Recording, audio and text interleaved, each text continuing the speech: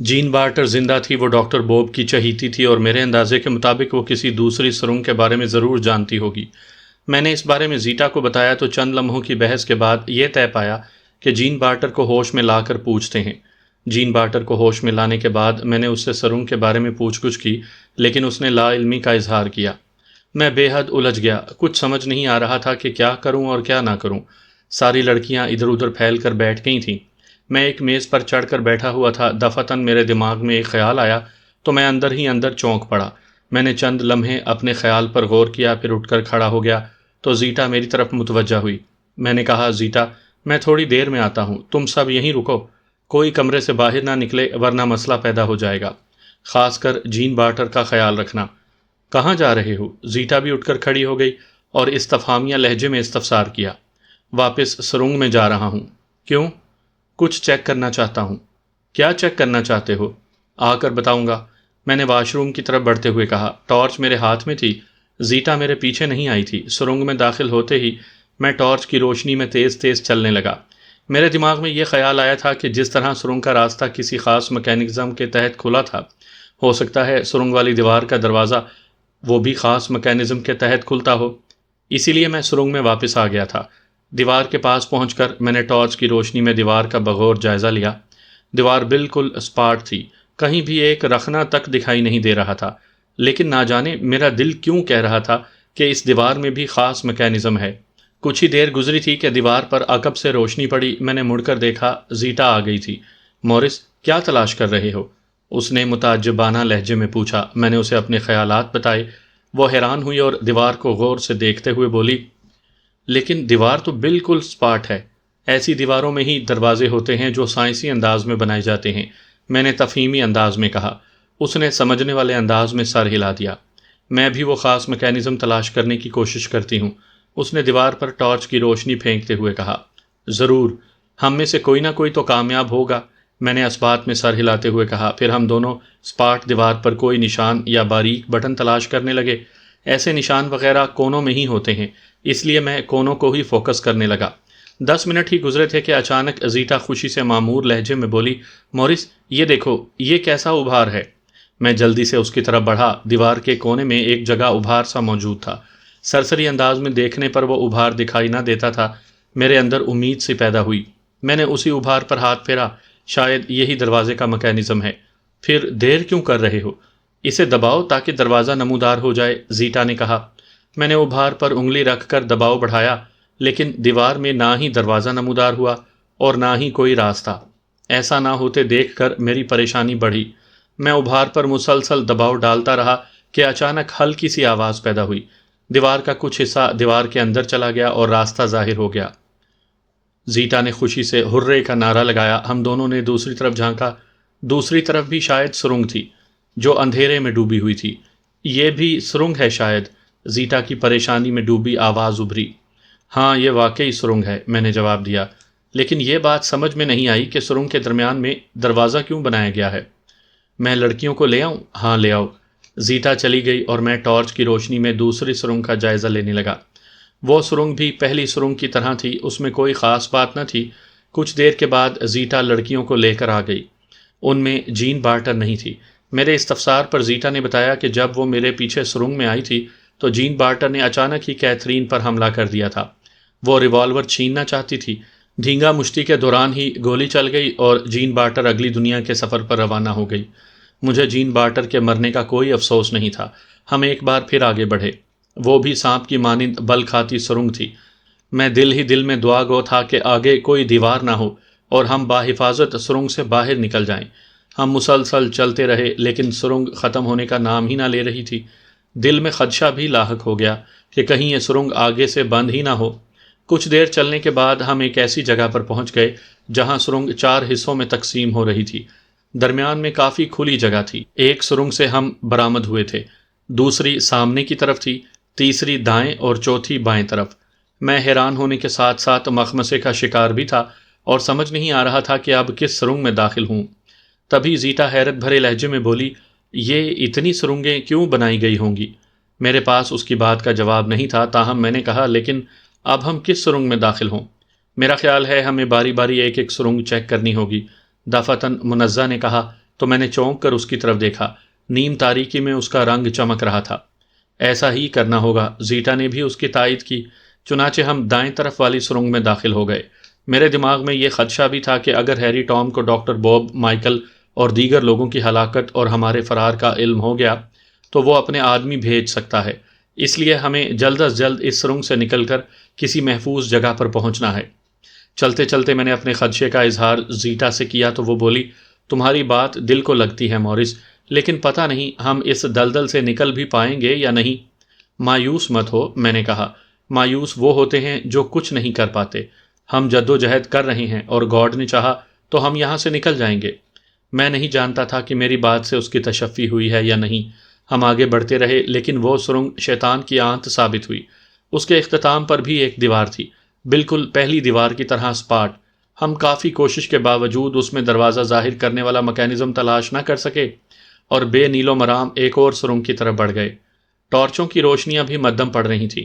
وہ چارجنگ بیٹریاں تھیں اور ان کی چارجنگ رفتہ رفتہ ختم ہو رہی تھی۔ میرے کہنے پر زیٹا نے اپنی ٹارچ آف کر دی کہ یہ بعد میں ہمارے کام آئے گی۔ فی الحال ہم نے ایک ٹارچ سے کام چلانا تھا۔ اس راہداری کا اختتام بھی ایک سپاٹ دیوار پر ہوا جو طنزیہ انداز میں ہمیں اپنا منہ چڑھا رہی تھی۔ میں تو جھنجھلایا ہی، شاید زیٹا اور دوسری لڑکیاں بھی جھنجھلا گئی تھیں۔ زیٹا تھکے ہوئے لہجے میں بولی، اف، یہ کیا چکر ہے؟ میرا خیال ہے ہم یہیں ایڑیاں رگڑ رگڑ کر مر جائیں گے، شلپا نے کہا۔ اس کے لہجے میں مایوسی، پریشانی اور خوف تھا۔ نہ بھی مرے تو ہیری ٹام ہمیں زندہ نہیں چھوڑے گا۔ کیتھرین نے اپنا خدشہ بیان کیا۔ اے بھگوان ہماری مدد کر، شلپا نے دعائیہ لہجے میں کہا۔ زیٹا نے بھی دعا کی۔ ان کی پریشانی اور خوف بجا تھا۔ ہم نے فرار ہو کر وہ جرم کیا تھا جو ہیری ٹام کسی صورت برداشت نہیں کرے گا۔ بہرکیف اس دیوار پر بھی دروازہ ظاہر کرنے والا میکینزم تلاش کرنے میں زیادہ دیر نہ لگی۔ دروازہ ظاہر ہوتے ہی میں ٹارچ کی مدھم روشنی میں اندر داخل ہو گیا۔ میرا خیال تھا دوسری طرف بھی سرنگ ہوگی، لیکن وہ سرنگ کے بجائے ایک کمرہ تھا جو کسی بھی قابل ذکر چیز سے عاری تھا۔ اس کی دیواریں بھی سپاٹ تھیں اور کونے میں ایک دروازہ تھا جو کہ بند تھا۔ میرے پیچھے ساری لڑکیاں بھی آ گئیں۔ یہ تو کمرہ ہے، زیٹا نے کہا۔ شاید اس کی دوسری طرف سرنگ ہو، منزہ نے دروازے کی طرف اشارہ کرتے ہوئے کہا۔ ممکن ہے، میں نے جواب دیا۔ میں دروازہ کھولتا ہوں۔ دھیان سے مورس۔ میں دروازے کی طرف بڑھا۔ قبل اس کے کہ میں دروازے تک پہنچتا، دھڑ سے دروازہ کھلا اور کوئی اندر داخل ہوا۔ اس کے ہاتھ میں تیز روشنی والی ٹارچ تھی اور اس نے جیسے ہی میرے چہرے پر روشنی ماری تو میری آنکھیں چوندے آ گئیں۔ خطرے کی کئی گھنٹیاں میرے ذہن میں بجی تھیں۔ ساتھ ہی اندر آنے والے کی گمبھیر آواز نے میرے خدشے کو تقویت پہنچا دی۔ تم جو کوئی بھی ہو اپنے ہاتھ اوپر کر لو ورنہ میں گولی چلانے میں کنجوسی نہیں کروں گا۔ وہ مردانہ آواز تھی۔ اس نے ایک ہاتھ میں ٹارچ پکڑی ہوئی تھی جس کا رخ چھت کی طرف تھا، جبکہ اس نے شاید دوسرے ہاتھ میں ریوالور تھاما ہوا تھا۔ تبھی تو اس نے ہمیں دھمکی دی تھی، لیکن ہم میں سے کسی نے اس کے حکم کی تعمیل نہیں کی تھی۔ دفعتاً نوارد دوبارہ گرج کر بولا۔ میں نے کہا، ہاتھ اوپر کر لو ورنہ میں گولی چلا دوں گا، ہری اپ۔ میں نے پہلے زیٹا اور دوسری لڑکیوں کو دیکھا، پھر میں نے اپنے ہاتھ بلند کر لیے تو میری دیکھا دیکھی ساری لڑکیوں نے بھی ہاتھ بلند کر لیے۔ نوارد اب تھوڑا آگے آ گیا تھا۔ چھت پر پڑنے والی روشنی سے کمرے کی تاریکی قدرے دور ہو گئی تھی اور ہم ایک دوسرے کی شکلیں دیکھ سکتے تھے۔ یہی وجہ تھی کہ میں نے نوارد کو دیکھا تو بے اختیار چونک پڑا۔ سامعین کرام، آپ سن رہے ہیں ایک دلچسپ اردو کہانی روسیہ۔ یہ اس سلسلے کی قسط نمبر 68 ہے۔ مجھے امید ہے آپ کو میری یہ کاوش پسند آ رہی ہوگی۔ آپ نے اگر ابھی تک میرا چینل کہانی گھر سبسکرائب نہیں کیا تو ابھی میرے چینل کو سبسکرائب کر کے بیل نوٹیفیکیشن آن کر لیجئے تاکہ آنے والی ہر نئی کہانی کی اطلاع بر وقت آپ تک پہنچ سکے۔ نوارد ڈاکٹر بوب کے ان ساتھیوں میں سے تھا جو ہر وقت بطور باڈی گارڈ اس کے ساتھ ہوتے تھے۔ نوارد نے دروازے کے قریب دیوار پر موجود بٹن پریس کیا تو کمرے میں روشنی پھیل گئی۔ اب ہم واضح طور پر ایک دوسرے کو دیکھ سکتے تھے۔ تبھی زیٹا کی آواز نے ماحول کی خاموش فضا کو توڑا۔ ارے والٹر، تم؟ زیٹا؟ والٹر کے منہ سے بھی سرسراتی آواز نکلی۔ اگلے ہی لمحے زیٹا جلدی سے اس کی طرف بڑھی اور دونوں ہم آغوش ہو گئے۔ میں حیران رہ گیا۔ یقیناً دوسری لڑکیاں بھی حیران ہوں گی۔ البتہ زیٹا کے والہانہ انداز میں والٹر سے گلے ملنے سے یہ بات واضح ہو گئی تھی کہ وہ دونوں ایک دوسرے کو جانتے ہیں۔ والٹر نے ریوالور کا رخ بدستور میری طرف کیا ہوا تھا۔ چند لمحے ہم آغوشی کے بعد دونوں ایک دوسرے سے علیحدہ ہوئے اور زیٹا نے اس کا ریوالور والا ہاتھ پکڑ کر نیچے کرتے ہوئے کہا، پلیز اسے نیچے کرو، گولی چل جائے گی۔ لیکن زیٹا، اس نے ڈاکٹر بوب اور مائیکل کو مارا ہے، والٹر نے برہمی سے کہا۔ اس کی بات سے مجھے اندازہ ہو گیا کہ ڈاکٹر بوب اور مائیکل کی موت کی خبر اس عمارت میں پھیل گئی ہے، لیکن میں نے پرواہ نہ کی۔ تم بھی تو اسے مارنا چاہتے تھے، زیٹا نے اسے یاد دہانی کرائی۔ ہاں لیکن وہ متذبذب ہوا۔ اس نے مار دیا تو کیا ہوا، ویسے بھی وہ اسی لائق تھا، زیٹا نے کہا۔ میں تو تم سے محبت کرتی ہوں، اور تم جانتے ہو ڈاکٹر بوب ہماری محبت میں دیوار ثابت ہو رہا تھا۔ مجھے کچھ سمجھ میں نہیں آ رہا تھا کہ ان کے درمیان کیا چکر ہے۔ ہم سب خاموشی سے ان کی باتیں سن رہے تھے۔ اگرچہ مجھے والٹر پر قابو پانے کا موقع مل گیا تھا، لیکن میں نے زیٹا کی وجہ سے کچھ نہیں کیا۔ شاید وہ دونوں ایک دوسرے کو پسند کرتے تھے، لیکن یہ تو ایب نارمل ہے، والٹر نے اس بار مجھے غور سے دیکھتے ہوئے کہا۔ ہاں یہ ایب نارمل تھا، لیکن اس کی یادداشت واپس آ گئی ہے۔ یہ بہت اچھا انسان ہے، اس نے ہماری طرف بری نظروں سے نہیں دیکھا اور ہماری مدد کرنے پر بھی تیار ہو گیا، زیٹا نے جواباً کہا۔ پھر وہ میری طرف دیکھ کر بولی، مورس، یہ والٹر ہے، میری محبت۔ ہم دونوں ایک دوسرے سے محبت کرتے ہیں اور ہمیشہ کے لیے ایک ساتھ زندگی گزارنا چاہتے ہیں۔ ہم دونوں اس دلدل سے نکلنا چاہتے ہیں۔ والٹر نے کئی بار مجھے یہاں سے لے جانے کی پیشکش کی، لیکن ڈاکٹر بوب اور اس کے ہرکاروں کی وجہ سے ہمیں فرار ہونے کا موقع نہ مل سکا۔ والٹر چند لمحے مجھے دیکھتا رہا، پھر اس نے مسافے کے لیے اپنا ہاتھ میری طرف بڑھایا تو میں نے بھی اس سے مسافہ کر لیا۔ تم نے ڈاکٹر بوب اور مائیکل کو مار کر بہت بڑا کارنامہ انجام دیا ہے، والٹر بولا، لیکن تم نے انہیں مارنے میں جلد بازی کی ہے۔ بہرحال جو ہونا تھا وہ تو ہو چکا۔ ابھی تک ہیری ٹام کو اطلاع نہیں ملی، ورنہ اس نے اپنے بندوں کو بھیج دینا تھا۔ والٹر، کیا تم ہماری مدد کرو گے نا؟ زیٹا نے والہانہ انداز میں پوچھا۔ ہاں ضرور، میں تمہاری نہ صرف مدد کروں گا بلکہ میں تمہارے ساتھ اس دلدل سے نکلوں گا، والٹر نے حامی بھرتے ہوئے کہا۔ اس نے ریوالور اب ہولسٹر میں رکھ لیا تھا۔ اس کے انداز سے میں سمجھ گیا کہ وہ واقعی ہماری مدد کرنے پر تیار ہو گیا ہے۔ شکریہ والٹر، کہنے کے ساتھ ہی زیٹا ایک بار پھر والٹر کے گلے لگ گئی اور والٹر نے بھی اسے بھینچ لیا۔ چند لمحوں کے بعد وہ علیحدہ ہوئے۔ میں نے سکون کی سانس اپنے اندر انڈیلی۔ لڑکیاں بھی خوش ہو گئی تھیں کہ وہ بہت جلد اس دلدل سے نکل جائیں گی۔ تم لوگ آ کہاں سے رہے ہو؟ مجھے یاد ہے کہ اس کمرے کا تو کوئی دوسرا دروازہ ہی نہیں، والٹر نے کہا۔ اب حیران ہونے کی باری میری تھی۔ اس کی بات سے تو یہ مطلب نکلتا تھا کہ وہ سرنگوں کے بارے میں لا علم تھا یا جان بوجھ کر لا علمی کا مظاہرہ کر رہا تھا۔ تاہم زیٹا نے اس کی پریشانی دور کی۔ اس طرف سرنگ ہے، کہتے ساتھ ہی اس نے دروازے کی طرف اشارہ کیا جہاں سے ہم برآمد ہوئے تھے۔ اوہ اچھا، لیکن یہ سرنگیں تو کافی عرصہ پہلے بند کر دی گئی تھیں، والٹر نے جواباً کہا۔ بند کر دی گئی تھی؟ زیٹا حیرت سے بولی۔ ہاں، ان سرنگوں کو بند ہوئے کافی عرصہ ہو گیا ہے، والٹر نے زیٹا کی طرف دیکھتے ہوئے کہا۔ پھر کوئی تو ایسا راستہ ہوگا جہاں سے آمد و رفت ہوتی ہے، میں نے دریافت کیا۔ ہاں بالکل ہے، والٹر نے سر ہلایا، لیکن وہ راستہ سائنسی انداز میں کھلتا ہے، کوڈ استعمال کرنے ہوتے ہیں، اور وہ کوڈ ہیری ٹام کو پتہ ہے، یا پھر ڈاکٹر بوب کو معلوم تھا۔ ڈاکٹر بوب تو مر چکا ہے، زیٹا نے کہا۔ کیا کسی اور کو معلوم نہیں ہے؟ میرا خیال ہے نہیں، اس نے کندھے اچکائے۔ یعنی اب ہمیں ہیری ٹام کے آنے کا انتظار کرنا ہوگا، میں نے بوجھل پن سے کہا۔ ایسا ہی کرنا ہوگا، والٹر نے کہا۔ تمہیں چاہیے تھا ڈاکٹر بوب کو مارنے سے پہلے اس سے راستے کے بارے میں معلومات حاصل کر لیتے۔ اب مجھے کیا پتا تھا کہ ان سرنگوں کے علاوہ بھی کوئی راستہ ہے جو کوڈ سے کھلتا ہے، میں نے منہ بناتے ہوئے کہا۔ کیا تمہیں یقین ہے کہ ڈاکٹر بوب کے علاوہ کوئی اور کوڈ نہیں جانتا؟ زیٹا نے والٹر سے مخاطب ہو کر کہا۔ والٹر نے چند لمحے کچھ سوچا، پھر بولا، شاید ٹیکسن کو علم ہو، کیونکہ وہ ڈاکٹر بوب کے زیادہ قریب رہا ہے۔ تم اپنے ساتھی کی بات کر رہے ہو؟ زیٹا نے متعجب ہو کر پوچھا۔ ہاں۔ وہ کہاں ہے اس وقت؟ وہ اپنے کمرے میں ہے، والٹر نے بتایا۔ ڈاکٹر بوب کی موت کی وجہ سے وہ سخت غصے میں ہے اور مورس کو تلاش کر رہا ہے۔ وہ تم لوگوں کے پیچھے سرنگ میں بھی گیا تھا، لیکن واپس آ گیا۔ وہ اب تم لوگوں کا انتظار کر رہا ہے کہ تم بھٹک کر واپس آؤ گے تو وہ تم سب کو مار دے گا۔ تم مجھے اس کے پاس لے چلو، میں اس سے کوڈ کے بارے میں معلومات کرتا ہوں، میں نے والٹر کو پیشکش کی۔ میرے خیال میں یہ بے وقوفی ہے، والٹر نے کہا۔ ایک کام کرتے ہیں، میں جا کر اسے بے ہوش کر دیتا ہوں، پھر تم اس سے کوڈ کے بارے میں معلوم کر لینا، کیا خیال ہے؟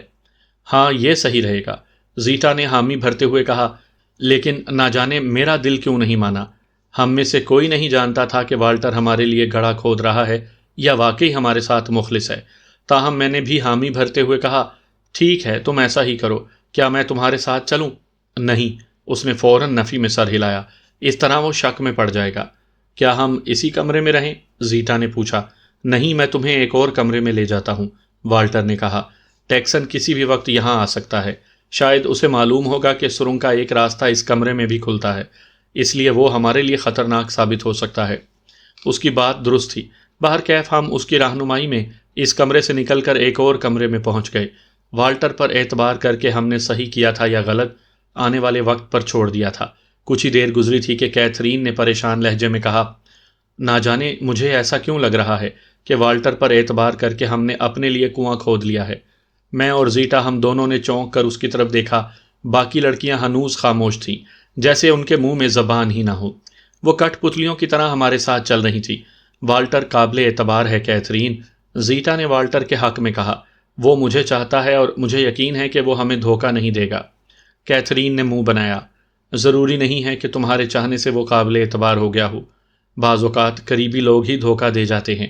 زیٹا خاموش ہو گئی کیونکہ شاید اس کے پاس جواب میں بولنے کے لیے کچھ نہیں تھا۔ البتہ کیتھرین کی بات میرے دل کو لگی تھی اور مجھ پر اضطراری کیفیت طاری ہو گئی تھی۔ والٹر کا انتظار کرنے کے علاوہ اب ہمارے پاس کوئی چارہ نہیں تھا، سو ہم اس کا انتظار کرتے رہے۔ والٹر نے بہت دیر لگا دی ہے، زیٹا نے تشویش بھرے لہجے میں کہا، کہیں ٹیکسن کو اس پر شبہ نہ ہو گیا ہو۔ میں جا کر دیکھتا ہوں، میں نے کہا، اور دروازہ کھولنے کی کوشش کی تو مجھ پر انکشاف ہوا کہ دروازہ تو لاک ہے۔ دروازہ تو باہر سے لاک ہے۔ کیا؟ زیٹا بھی گویا چلا اٹھی۔ وہ سرعت سے دروازے کے پاس آئی اور ہینڈل پکڑ کر زور زور سے گھمایا۔ شاید وہ حفظ ما تقدم کے طور پر دروازہ لاک کر گیا ہو۔ زیٹا، والٹر نے ہمیں دھوکہ دیا ہے۔ تبھی کیتھرین اور دوسری لڑکیاں بھی ہمارے قریب آ گئیں۔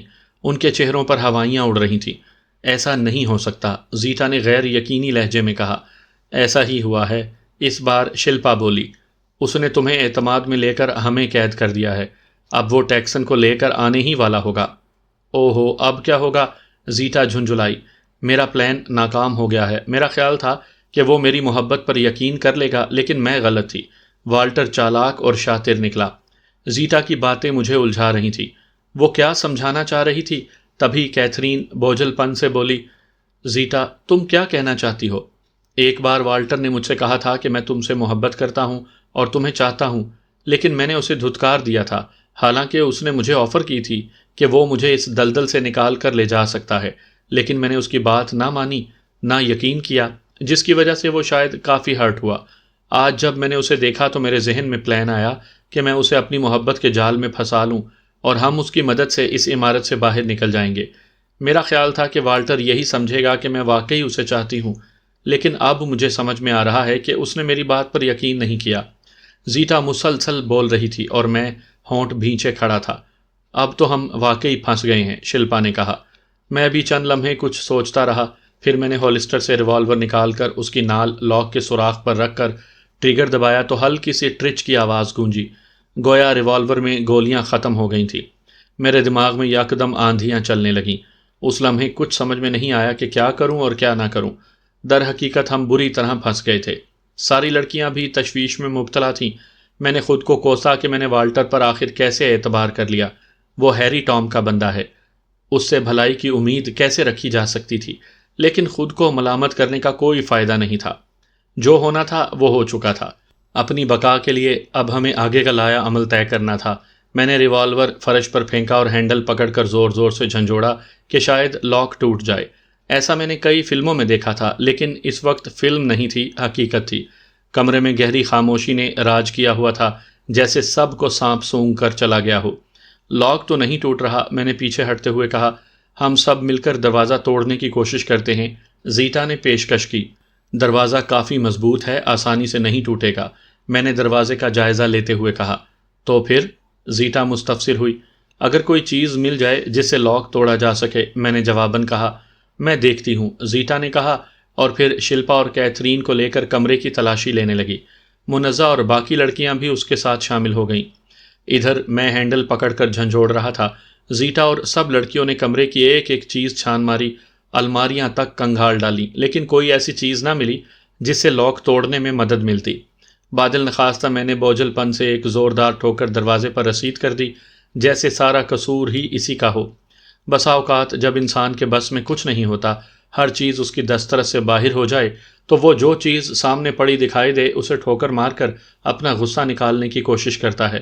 جس طرح میں نے اپنا غصہ دروازے کو ٹھوکر مار کر نکالنے کی کوشش کی تھی۔ در حقیقت میں خود پریشان ہو گیا تھا۔ پہلے ہمیں مائیکل نے دھوکے سے سرنگ کے بارے میں بتا کر بھٹکایا تھا، اور اب والٹر دھوکے سے ہمیں کمرے میں بند کر کے چلا گیا تھا، حالانکہ وہ کہہ سکتا تھا کہ میں دروازہ اندر سے بند کر لوں تاکہ شک و شبے کی گنجائش ہی نہ رہتی۔ شومئی قسمت، ریوالور میں بھی گولیاں ختم ہو گئی تھیں، ورنہ اب تک ہم کمرے سے باہر ہوتے۔ ان سب باتوں کو مد نظر رکھتے ہوئے پریشان ہونا اور والٹر پر شک کرنا فطری عمل تھا۔ مورس، کول ڈاؤن، زیٹا نے میرے کندھے پر ہاتھ رکھ کر کہا۔ I am sorry. جانتے ہو، تمہاری ہمت، بہادری اور جرت کو دیکھتے ہوئے ہم سب لڑکیوں نے تمہارا ساتھ دینے کا فیصلہ کیا تھا، زیٹا مزید بولی۔ لیکن اگر تم ہی ہمت ہار دو گے تو ہم بھی بد دل ہو جائیں گی اور شاید ہمت بھی کھو دیں۔ ہاں مورس، ہمت رکھو، ہم اس دلدل سے ضرور نکلیں گے۔ تبھی سری لنکن کراسٹی نے میری ہمت بندھائی تو میں نے چونک کر اس کی طرف دیکھا۔ میں ہمت نہیں ہار رہا، میں نے اپنی صفائی دی۔ بس خود پر غصہ آ رہا ہے کہ میں نے والٹر کی باتوں پر یقین کیسے کر لیا۔ اب کچھ نہیں ہو سکتا مورس، زیٹا نے کہا۔ ہمیں آنے والے حالات سے نبٹنے کے لیے تیار رہنا ہوگا۔ تبھی مجھے قدموں کی ہلکی چاپ سنائی دی تو میں نے اپنا کان دروازے سے لگایا۔ اگلے ہی لمحے میں نے ہونٹوں پر انگلی رکھ کر سب کو خاموش رہنے کا اشارہ کیا۔ شاید والٹر آ رہا ہے، تم سب کونے میں چھپ جاؤ، میں نے مدھم آواز میں کہا تو سب لڑکیاں میرے پیچھے ایک کونے میں دبک گئیں۔ میں نے جلدی سے فرش پر پڑا ریوالور اٹھا لیا۔ گو اس میں گولیاں نہیں تھی، لیکن وہ میرے کام آ سکتا تھا۔ میں نے ایک بار پھر کان دروازے سے لگایا۔ قدموں کی چاپ سے یہی محسوس ہوتا تھا کہ والٹر اکیلا ہے۔ ممکن ہے شاید اس کے ساتھ ٹیکسن اور دیگر گارڈز بھی ہوں اور وہ دبے قدموں چل رہے ہوں، یہ امکان بھی میرے پیش نظر تھا۔ چند لمحوں کے بعد دروازے کا لاک کھلنے لگا۔ میں مکمل طور پر چوکنا تھا اور میری نظریں دروازے کے ہینڈل پر جمی تھیں۔ میرا دل یوں دھڑک رہا تھا جیسے سینہ پھاڑ کر نکلنے کی پوری کوشش کر رہا ہو۔ لمحہ بھر کے بعد دروازہ کھلا اور والٹر اندر داخل ہوا۔ قبل اس کے کہ میں آگے بڑھ کر ریوالور کا دستہ اس کے سر پر رسید کرتا، شاید وہ میرا ارادہ بھانپ چکا تھا، اسی لیے جلدی سے پیچھے ہوتے ہوئے چلایا، رک جاؤ مورس۔ اگر وہ پیچھے نہ ہوتا تو میں حقیقتاً اس کے سر پر ریوالور کا دستہ رسید کر چکا ہوتا۔ اس کے ہولسٹر میں ریوالور بدستور موجود تھا، جسے اس نے نکالنا شاید ضروری نہ سمجھا۔ کیا ہو گیا ہے مورس؟ تم نے ہمارے ساتھ غداری کی ہے والٹر۔ دفعتاً زیٹا آگے بڑھی اور اس نے غصیلے لہجے میں والٹر سے مخاطب ہو کر کہا۔ والٹر ہکا بکا سا رہ گیا۔ میں نے غداری کی ہے؟ ہاں، زیٹا ترش روئی سے بولی۔ کیسے؟ تم ہمیں اس کمرے میں کیوں بند کر کے گئے تھے؟ تم لوگوں کی سیفٹی کے لیے، والٹر نے صفائی پیش کرتے ہوئے کہا۔ میں غدار نہیں ہوں زیٹا، میں نے حفظ ما تقدم کے طور پر تم سب کو اس کمرے میں بند کیا تھا تاکہ کسی کو شک نہ پڑے کہ یہ کمرہ کھلا ہے۔ اس کی مسکراہٹ معنی خیز تھی، جس میں شگفتگی بھی شامل تھی۔ میں مغالطے کی بنیاد پر یہی سمجھا کہ والٹر واقعی ہمارے ساتھ مخلص ہے، لیکن میں غلط تھا۔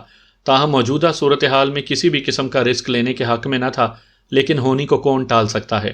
میرے کچھ کہنے سے پہلے ہی زیٹا والہانہ انداز میں والٹر سے بولی۔ کیا تم سچ کہہ رہے ہو والٹر؟ ہاں مائی ڈیئر، والٹر نے بھی پرجوش لہجے میں جواب دیا۔ اگر تمہیں یقین نہیں ہے تو مجھے آزما سکتی ہو، تمہاری خاطر تو میں اپنی جان بھی قربان کر سکتا ہوں۔ اگر کہو تو خود کو گولی مار کر اپنی محبت ثابت کروں؟ زیٹا بے اختیار ہو کر بولی۔ ارے نہیں والٹر، مجھے تمہاری بات پر یقین ہے۔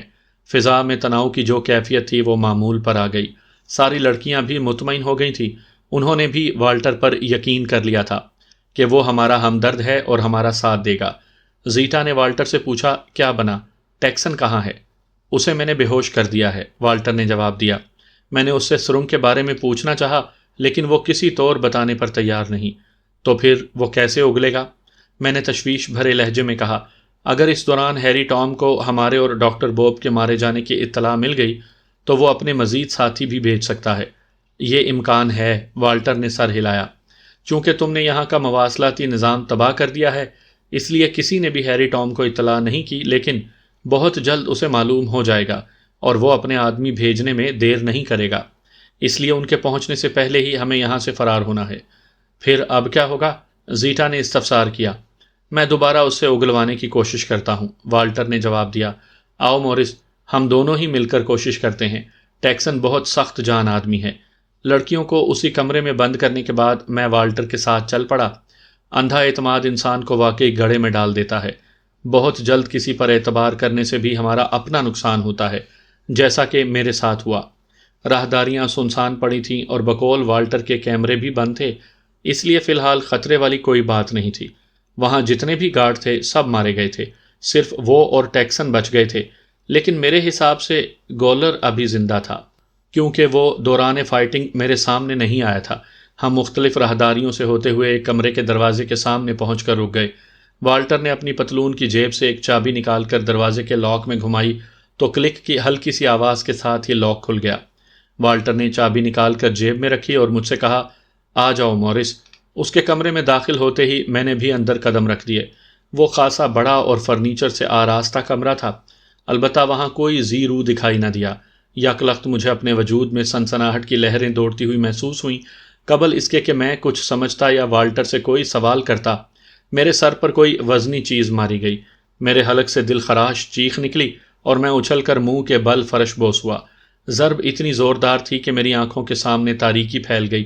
بے ہوش ہونے سے پہلے میرے دماغ میں یہی احساس ابھرا کہ والٹر نے مجھے ٹریپ کیا ہے، اور جب میری آنکھ کھلے گی تو میں دوسری دنیا میں پہنچ چکا ہوں گا۔ مجھے دوسری دنیا میں بھیجنے کے لیے والٹر کے پاس بہترین موقع تھا، لیکن اس نے اس موقع سے فائدہ نہیں اٹھایا۔ اس نے ایسا کیوں نہیں کیا؟ اس نے ہمیں دھوکہ کیوں دیا؟ یہ سوالات میرے ذہن میں موجود تھے، اور اس کے جواب میں نے والٹر سے معلوم کرنے تھے۔ ہوش میں آنے کے بعد میں نے خود کو کرسی کے ساتھ بندھا ہوا پایا۔ میں اسی کمرے میں موجود تھا جہاں والٹر مجھے لے کر آیا تھا۔ وہاں والٹر اور اس کا ساتھی موجود تھے، یقیناً وہ ٹیکسن تھا۔ دونوں صوفوں پر آمنے سامنے بیٹھے محو گفتگو تھے، ان کی توجہ میری طرف نہیں تھی۔ ہوش میں آتے ساتھ ہی مجھے اپنے سر کے پچھلے حصے میں ٹیس سی محسوس ہوئی، جسے میں منہ سے کرا خارج کیے بغیر برداشت کر گیا۔ ان کی گفتگو سے میں نے اندازہ لگایا کہ وہ کسی خاص مسئلے پر ڈسکس کر رہے ہیں۔ میں خاموشی سے ان کی طرف دیکھتا رہا۔ پیاس بھی لگی ہوئی تھی اور لڑکیوں کی بھی فکر ستا رہی تھی۔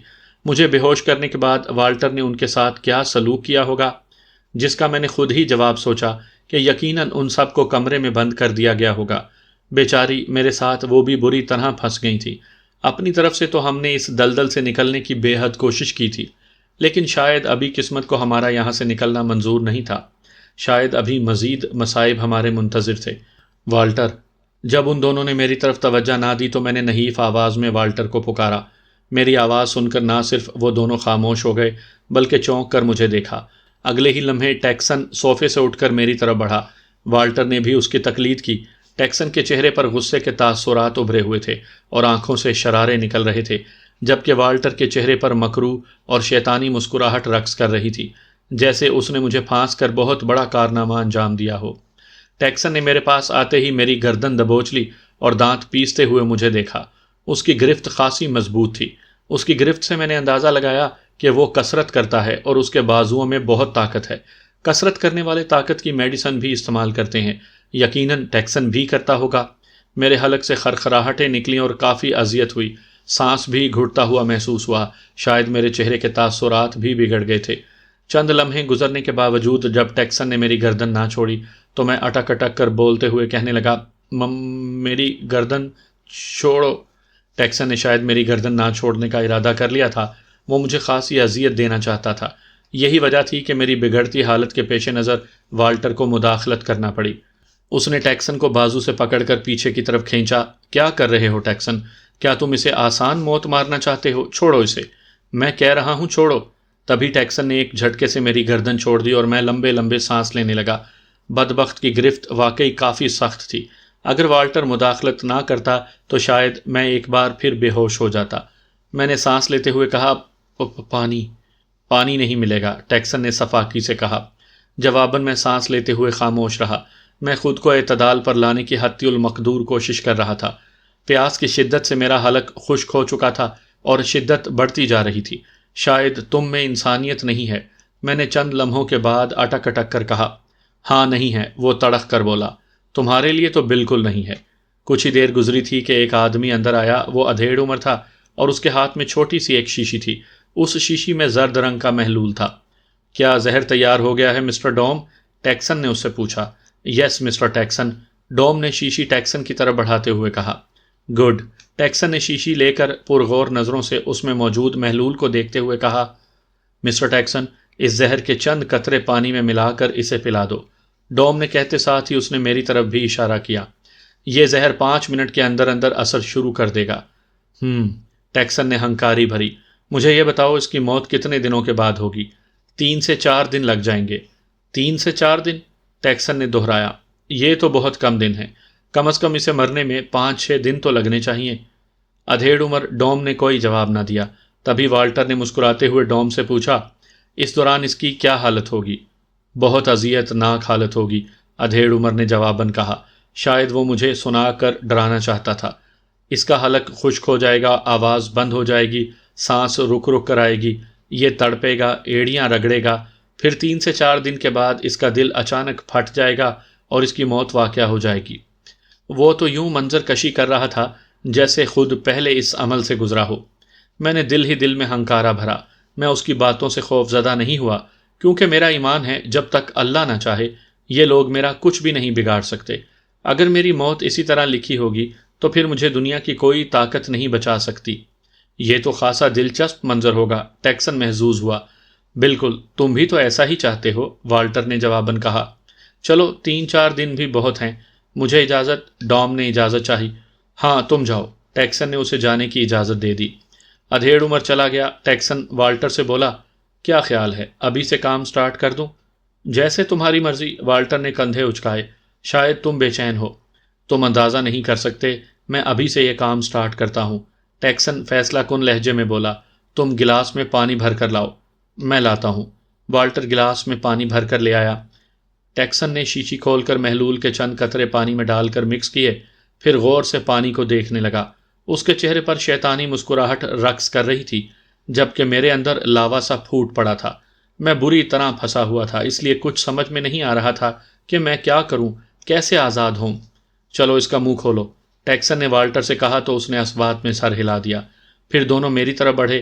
والٹر نے میرے عقب میں آ کر میرے جبڑے بھینچ لیے، جبکہ میں اپنی پوری کوشش کر رہا تھا کہ میں منہ نہ کھولوں۔ منہ کھول، اوئے منہ کھول، ٹیکسن گرجا۔ ساتھ ہی اس نے میرے سر کے بال مٹھیوں میں جکڑ لیے۔ بال جکڑنے سے مجھے شدید تکلیف ہوئی، لیکن میں برداشت کر گیا۔ اس کا تو باپ بھی منہ کھولے گا، والٹر نے غصیلے لہجے میں کہا، پھر اپنی پوری قوت صرف کر کے میرا منہ کھولنے کی کوشش کی۔ تبھی دروازے پر دستک ہوئی تو دونوں نے چونک کر دروازے کی طرف دیکھا۔ میں دیکھتا ہوں، والٹر نے کہا اور میرے جبڑے چھوڑ کر دروازے کی طرف بڑھا۔ ٹیکسن نے بدستور میرے بال جکڑے ہوئے تھے اور میری آنکھوں سے پانی نکل آیا تھا۔